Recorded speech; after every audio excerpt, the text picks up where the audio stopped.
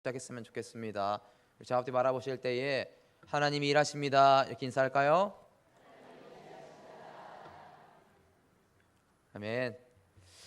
유치부 초등부 여름성경학교가 하나님의 은혜로 잘 마무리되고 잘 끝마쳤습니다. 아직 수련회를 앞두고 있는 입장으로 굉장히 부러운데 우리 유치부 또 초등부 교육자들 또 선생님들 고생 많이 하셨는데 우리 박수로 한번 뜨겁게.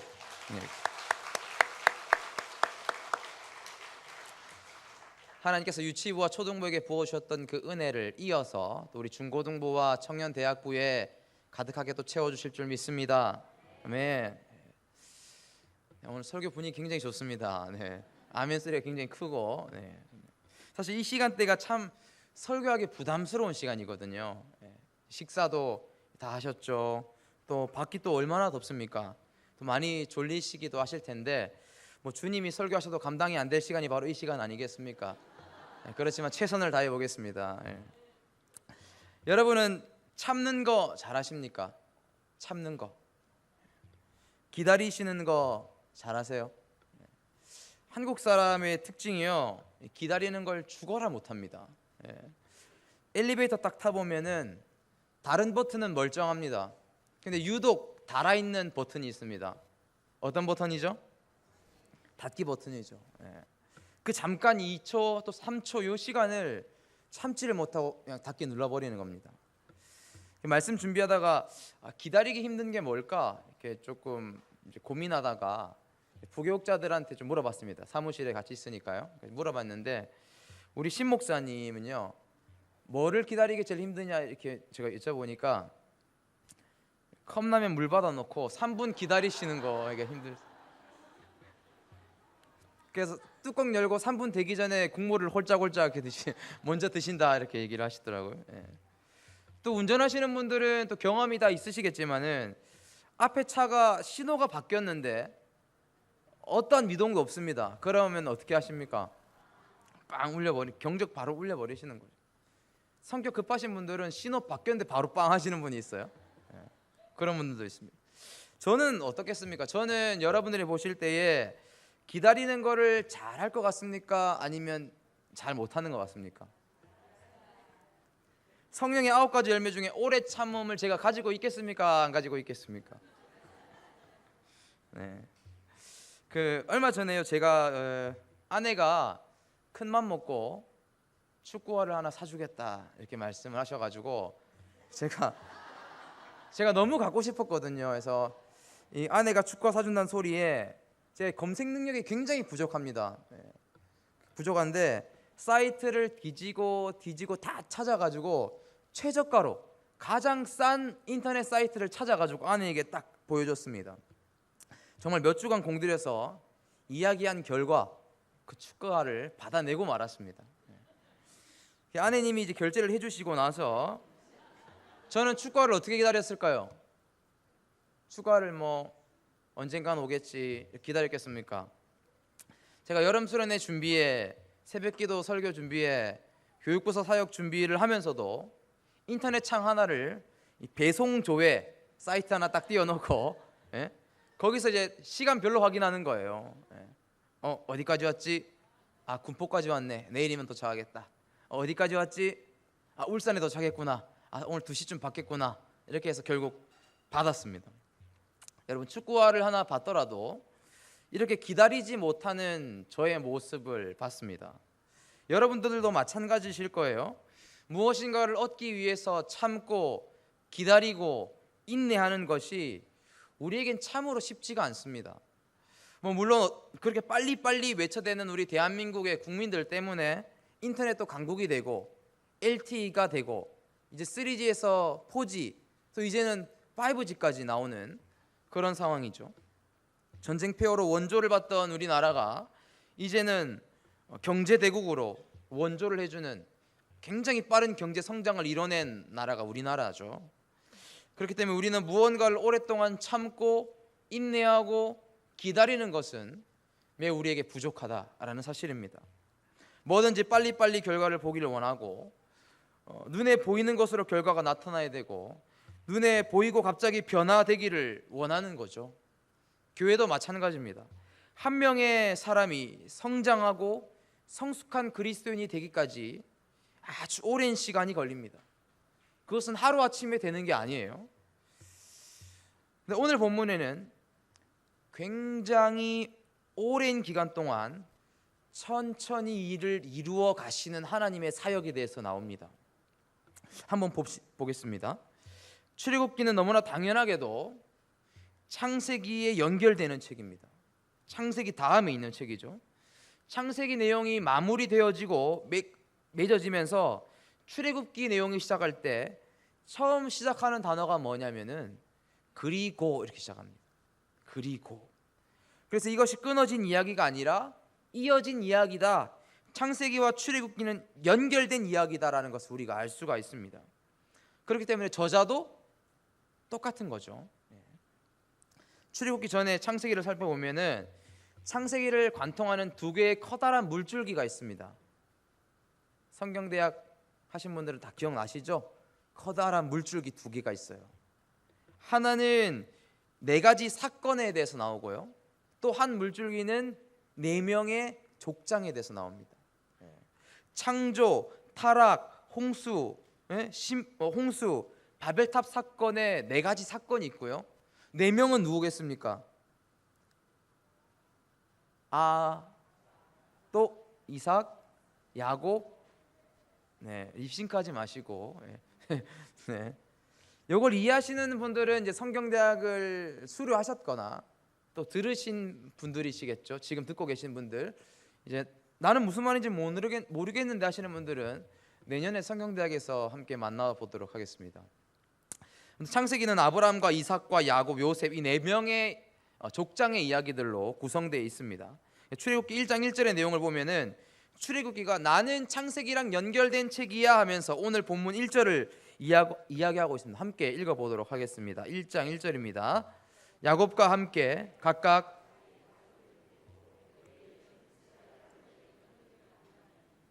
누가 나왔죠? 야곱이 나왔습니다. 야곱. 창세기 인물 야곱이 나왔습니다.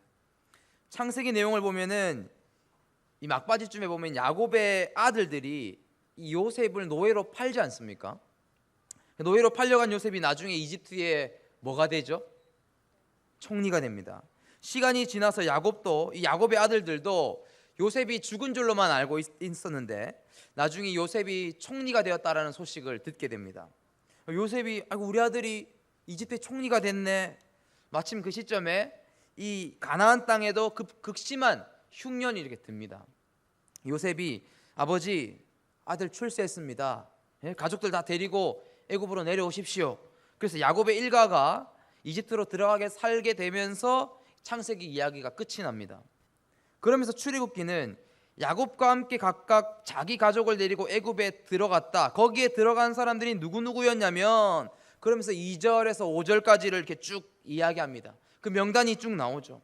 르우벤과 시므온과 레위, 유다, 단과 납달리, 갓, 아셀 이렇게 쭉쭉쭉 스불론 그 가족들이 5절에 보시면은 그렇게 들어간 야곱의 가족이 몇 명입니까?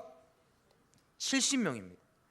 야곱과 야곱의 가족 70명이 이집트에 들어가서 살게 됐다. 그 이야기를 5절까지 하고 6절입니다. 한번 읽어보겠습니다. 요셉과 그의 모든 형제와 그 시대 사람은 다 죽. 이 본문을 쉽게 표현하자면은 시간이 지났다. 시간이 지나서 다 어떻게 됐다고요? 죽게 됐다라는. 요셉 덕분에 이집트에 야곱도 가고 르우벤도 가고 누구도 가고 누구도 갔는데 그래서 70명이 갔는데 시간이 지나서 야곱도 죽고 요셉도 죽고 그 모든 형제들도 다 죽었다. 시간이 지난 거죠. 시간이 얼마나 지났을까요? 모릅니다. 이게 안 나오거든요. 시간이 얼마나 지났는지 알려면은 창세기로 돌아가야 됩니다. 왜냐하면 이 사건에 대해서 미리 말씀해 주신 일이 있거든요. 창세기 15장 13절입니다. 한번 방송시 띄워주시고 함께 읽도록 하겠습니다. 시작.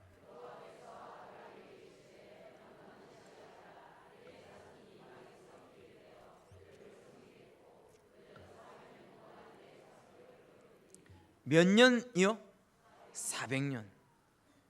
아브라함에게 자녀가 없었죠. 하나님이 아브라함에게 자녀를 주겠다, 첫 번째 약속을 하셨습니다.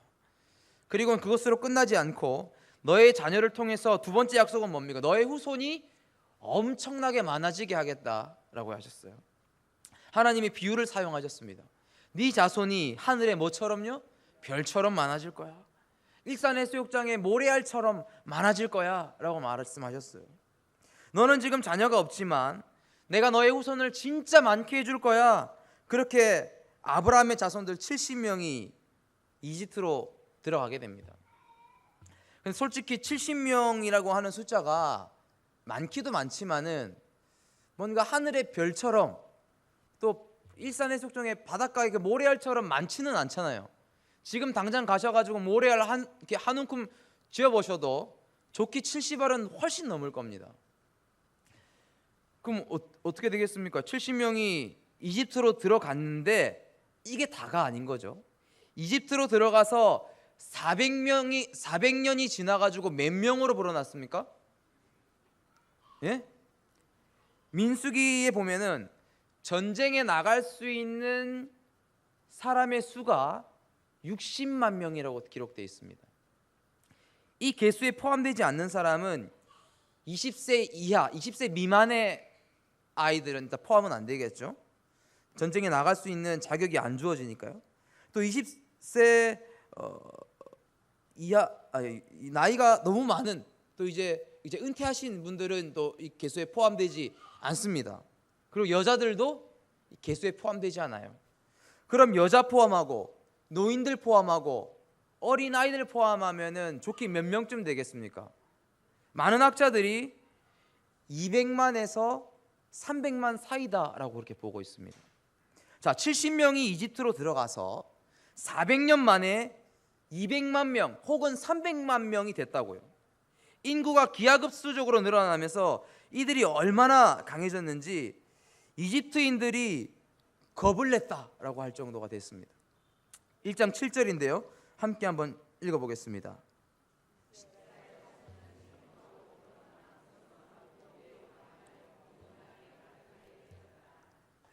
얼마나 많은지 온 땅에 가득하게 됐다라고 이야기하고 있습니다.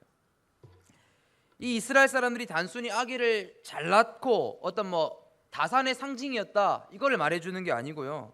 여기서 나오는 생육하고 번성했다라고 말하는 이 단어들, 생육과 번성은 창세기 1장에 나오는 단어들입니다.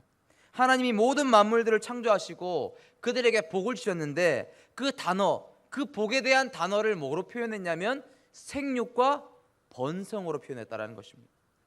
의도적으로 창세기 1장에 있는 단어를 가지고 와서 여기에 기록하고 갖다 붙인 건 뭐냐면 이스라엘 백성들이 아이를 잘 낳는 여성과 남성이었다라는 것을 의미하는 게 아니고 이들이 애굽에서 마늘 먹고 고기 먹고 부추 먹고 그래서 정력을 강화하고 어느 정도 일정한 노동으로 인해서 육체미를 자랑하고 그게 아니고 하나님이 복을 주셔서 이 숫자가 기하급수적으로 늘어났다라는 사실을 말하고 있는 것입니다.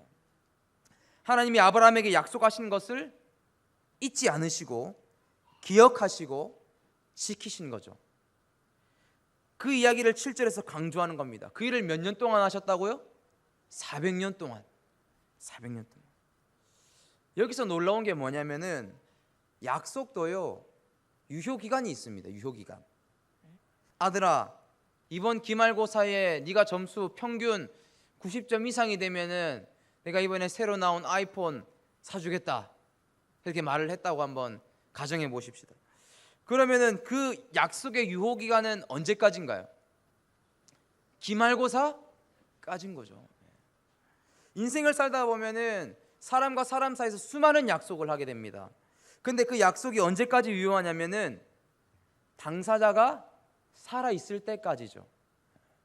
죽으면 더 이상 그 약속을 이행할 대상이 사라지니까 이 약속에 대한 책임도 같이 사라지게 되는 겁니다.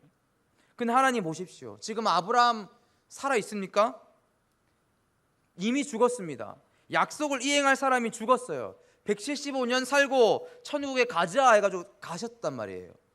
그런데 그가 175년을 살면서 얻은 아들이라고는 고작 몇 명 있었나요? 딱 한 명 있었어요. 이삭 딱 한 명 있었습니다. 내가 하늘의 별과 같이 바다의 모래알과 같이 수많은 자손을 네게 줄 거다 라고 약속하셨는데, 하나님이 그렇게 아브라함을 꼬실 때는 언제고, 아브라함은 살면서 아들 딱 한 명 보고 죽었단 말입니다. 하나님이 약속을 어기셨네요. 그렇습니까? 하나님이 참 왜 175년만 살아? 아담처럼 좀 900살까지 좀 살고 그랬으면 내가 너를 통해서 얼마나 많은 자손을 이룰 거였는데 왜 175년밖에 못 살아? 네가 죽었으니까 약속 무효? 취소다? 이렇게 하셨습니까? 그렇게 하지 않으셨어요. 아브라함이 죽고 없어도 내가 너의 자손을 별처럼 많아지게 할 거다, 모래알처럼 많아지게 하겠다, 그 약속을 한 번도 잊지 않으시고 아주 오랜 시간 천천히 그 일들을 이루어 가셨어요. 몇 년 동안요? 400년 동안. 400년 동안. 우리 하나님은요, 약속 하나는 정말 절대로 어기시는 법이 없으십니다. 여러분에게 하신 약속 있으시죠? 하나님 너에게 너희 재물의 창고에 복을 주겠다. 그 약속 다 받으셨죠? 너희 자녀를 내가 평탄케 인도할 것이다. 그런 약속 다 받으셨을 텐데, 하나님께 여러분에게 주신 약속 다 이루어질 줄 믿습니다. 하나님은 그 약속을 어기시는 법이 없으시거든요. 저도 사역을 하면서 중고등부 친구들하고 굉장히 많은 약속을 합니다. 제일 흔하게 하는 약속이 시간 내면 언제 밥 한번 먹자. 밥 한번 먹자. 이게 제일 흔한 약속이죠. 여러분들도 친구하고 길거리 지나다니시다가 만나면은 같이 식사 한번 해. 그렇게 하고 돌아서면 그 약속이 진행되든가요, 안 되든가요? 거의 잘 안 되죠. 형식적으로 하는 말일 수도 있습니다. 인사치레. 저도 약간 그렇더라고요. 저도 약간 이렇게 설레발 좀 치는 스타일이거든요. 얘들아, 내일 영화 보러 가자. 야호, 애들 막 좋아 죽습니다. 막 내일 10,000원씩 가져온나 이래놓고, 다음 날 때 강도사님 가요 이러면 내가 내일 오후 예배 설교라서 안 되겠는데, 애들 막 뒷목 잡고 막 그럽니다. 얘들아, 내일 축구하러 가자. 축구 다 가온나 이래놓고 오늘 안 되겠는데 이렇게 하는 거죠. 그럼 애들이 막 스트레스 받아하고 막 강사님 또 약속 오겠다면서 막 그렇게 해요. 어느 날 이제 저를 유심히 이렇게 우리 교사들이 저를 지켜보고 있다가 우리 김정희 집사님이 저를 싹 부르시더라고요. 작년에 우리 그 부장 집사님이셨거든요. 저를 딱 부르시더니, 강도사님, 애들이랑 한 약속은 지키셔야죠. 죄송합니다. 네, 제가 입이 10개라도 할 말이 없어요. 분부대로 하겠습니다. 그렇게 했었어요. 우리 하나님은요, 저 같지 않습니다. 저는 그냥 말도 내뱉기도 하고 그 약속을 지키기도 하지만 또 못 지키기도 하는데, 우리 하나님은요, 약속을 지키시는 분이세요. 하나님이 내일 오후 예배 설교라 가지고 안 되겠다, 깜빡했다, 취소다 이렇게 하지 않으세요. 오늘 날씨가 너무 더워서 축구하러 못 가겠네, 안 되겠다 하지 않으신다고요. 비가 오나 눈이 오나 우리가 하나님께 소홀한 것을 우리 연약함 때문에 못 지킨다 하더라도, 하나님은 내가 너에게 한 약속은 무슨 수가 있더라도 지키겠다 약속하시는 분이세요. 자손을 주겠다 약속을 이 아브라함이 믿지 못했습니다. 그래서 동물을 가르시고 횃불로 하나님이 그 사이를 지나가시잖아요. 그러면서 이 약속은 내가 내 생명 걸고 하는 약속이야. 이 약속은 내가 목숨 걸고 하는 약속이야. 그렇게까지 말씀하시는 분이십니다. 그 약속을, 근데 그렇게 약속을 하셨는데 그 약속을 눈 깜짝할 사이에 쫙 이루신 게 아니고, 야 아브라함아, 내가 자손을 모래알같이 많이 줄게, 다음 날부터 막 순풍 나은 게 아니고, 그렇게 하신 게 아니고요, 아브라함과 맺으신 이 언약을 400년이라는 길고 긴 세월을 통해서 하나님이 이루어 가시는 것이죠. 성경에 보면요, 하나님이 단번에 이루신 역사들도 있습니다. 빛이 있으라, 단번에 빛이 있었고요. 혼인잔치에서 물을 포도주로 단번에 바꾸셨고요. 죽은 나사로를 단번에 살리셨어요. 물고기들 떡 5개로 안수기도 하시자마자 단번에 수천 명을 먹일 수 있는 뷔페를 차리셨단 말이에요. 우리 하나님은 단번에 역사하실 수도 있습니다. 그런데 오늘 본문은 이 본문을 통해서 아주 천천히 오랜 시간을 쉬지 않으시고 끊임없이 일하시는 하나님을 볼 수가 있어요. 근데 우리는 하나님이 단번에 갑자기 빨리빨리 이루어지시기를 원하는 거죠. 기도하고 돌아서면 짠! 서프라이즈! 이렇게 해주시기를 원하는 게 솔직히 저와 여러분의 마음 아니겠습니까? 우리는 바로바로 결과물을 얻기를 원합니다. 이번에도 저희 중고등부는 김해로 수련회를 떠납니다. 중고등부 사역은 제가 의도치 않게 계속 맡게 되는데 학부모님들 중에서도 이런 분들이 계십니다. 우리 아이를 좀 어떻게 좀 수련회 데리고 가서 변화시켜 주십시오. 수련회 갔다 오면 우리 아이가 짠! 변하겠지. 그런 신화적인 믿음을 갖고 계신 분들이 많이 있어요. 그런 부모님들 만나면 정말 제가 살이 안 찌는 이유가 있는 거죠. 정말 힘들죠. 제가 말씀을 준비하면서요, 제가 지금까지 여기까지 오게 된 과정을 쭉 제 기억을 한번 돌려봤습니다. 내가 어떻게 하다 여기까지 오게 됐는가 쭉 되짚어 봤는데요, 저는 10대 때부터 청소년, 중학생 때부터 주님을 영접했습니다. 그 하늘에 계신 주님 말고요, 그 냉장고에 계신 주님을 영접을 했습니다. 제가 주님을 10대 때부터 영접하고 비가 오나 눈이 오나 바람이 부나 그 주님과 동행하며 얼굴은 늘 다윗처럼 붉게 상기돼 있고 사도 바울의 고백처럼 내가 몸 안에 있는지 몸 밖에 있는지 모르겠다, 그런 것처럼 10대 시절을 그렇게 보냈던 것 같습니다. 말 나온 김에 하나 더 하자면은, 아내가 계속 개그하지 말라고 계속 설교 시간에 안 할래 했는데, 준비는 했는데 안 할래 했거든요. 근데 주무시는 분들이 몇 분 계셔가지고 해야 되겠습니다. 이 10대 시절에 이게 얼큰하게 취하면은 집에를 못 들어갑니다. 부모님이 노하시거든요. 그래서 이제 집에를 못 들어가니까 어디를 가겠습니까? 경험 있으십니까? 다들 얘기를 하시네요. 어디 가겠다. 저는 어디를 갔냐면은 교회 지하실에 교회를 갔는데요, 교회 지하실에 중보기도실 쪽방이 하나 있었거든요.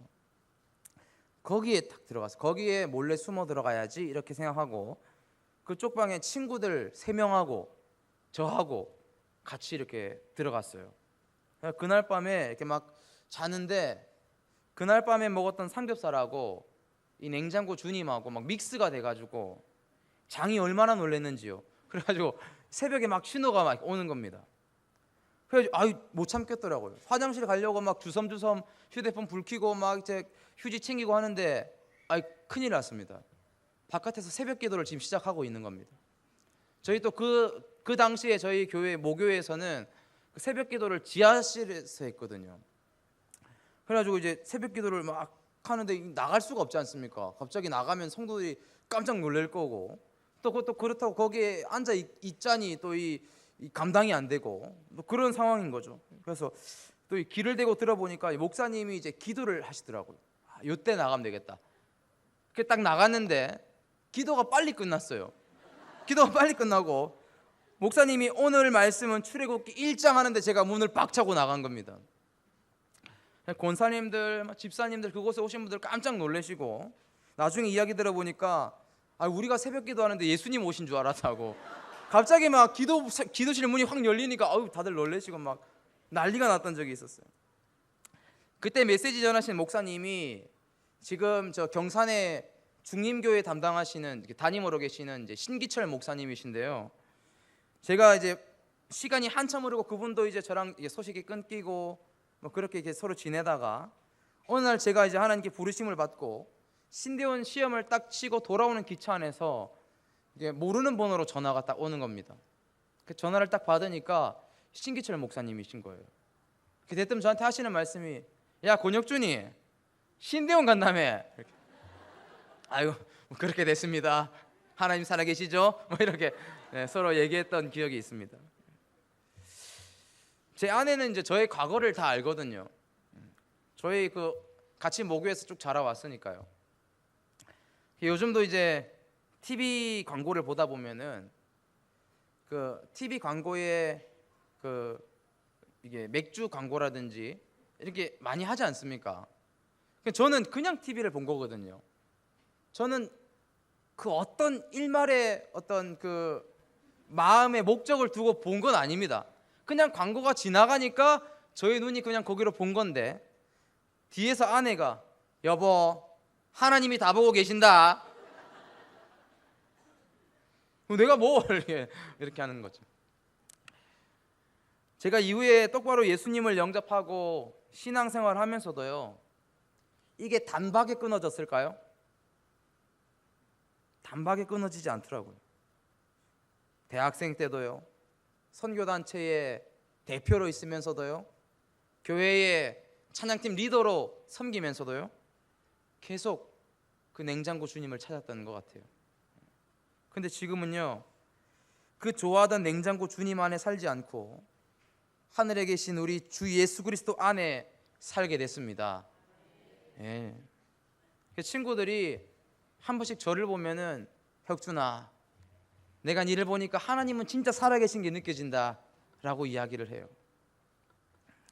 제가 예수님을 영접하고 한순간 변화된 게 아니고요, 오랜 시간 하나님의 영광 앞에, 그분의 말씀 앞에 서 있다 보니까 차츰차츰 저를 변화시켜 갔던, 그분의 열심이 저를 변화시켜 갔던 것이죠. 오랜 시간 저와 함께 하시면서 저의 삶에 일을 하시면서 저를 고쳐가셨던 것 같습니다. 저는 중고등부 아이들한테 나보고 희망을 가져라라고 이야기합니다. 나보고 희망 가져. 이런 나도 주님은 버리지 않으시고 끝내 변화시켜 가신다면 너희들을 위한 일하심도 절대로 하나님 멈추지 않고 진행하시고 완성시켜 가실 것이다 라고 말을 해주는 거죠. 수련회 가는데 변화 안 되는데요? 뭐 수련회 가도 아무것도 없던데요? 은혜 받아도 3일 만에 돌아오던데요? 그렇게 말한 아이들에게, 야, 예술작품은 한순간에 만들어지는 게 아니고 장인이 오랜 시간 피와 땀을 흘려서 만드는 게 바로 예술작품인 거야. 하나님이 너희들을 바로바로 변화시키지 않는 거는 공장에서 찍어내듯이 너희들을 만든 게 아니고 너희들을 인격적으로 만들었기 때문에 차츰차츰 오랜 시간 아주 공들여서 너희를 하나님의 사람으로 빚어가실 거야. 할렐루야. 그렇게 말을 하고 있습니다. 아브라함과 맺으신 언약을 맺으신 하나님, 내가 너의 후손이 하늘의 별처럼 바다의 모래알처럼 많아지게 하겠다, 그 약속을 한순간에 짠 이루어 주신 것이 아니고 400년 동안 쉬지 않고 그 약속을 이루어 가시는 분이십니다. 우리가 생각하는 기적과 같은 일들이 갑자기 일어나고 갑자기 변화되어지고 그렇게 할 수도 있지만, 눈에 보이지 않지만 천천히 아주 오랜 시간 동안 우리와 함께하면서 일을 협력하시는 분이시기도 합니다. 그러니까 여러분에게 주어진 그 하나님의 약속이 조금 더디게 보인다 할지라도, 아직 언제 이것이 하나님 분명히 약속하셨는데 왜 응답 안 해주십니까? 라고 생각하는 그 시점에 이 본문을 기억하십시오. 하나님은 천천히 일하시는 분이구나.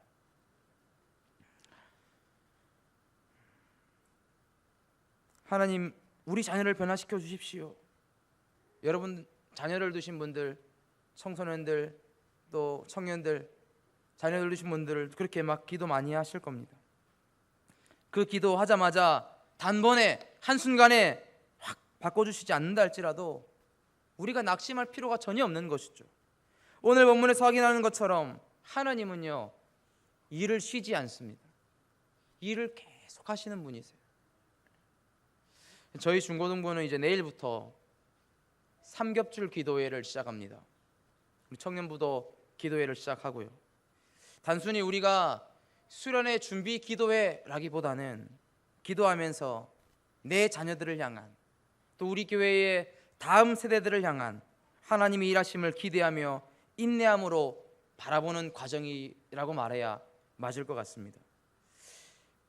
함께 기도하는 시간들을 갖게 될 텐데 그때 학부모님들도 오시고 또 교사들도 오고 학생들도 올 겁니다. 그리고 기도의 마음, 기도의 소원이 있으신 분들은 오셔서 함께 기도해 주시면 감사하겠습니다. 우리 같이 함께 기도하면서 하나님 약속하신 것을 하나님 인내하며 함께 기다리는 복된 하늘샘의 성도들이 되기를 간절히 주의 이름으로 소원합니다.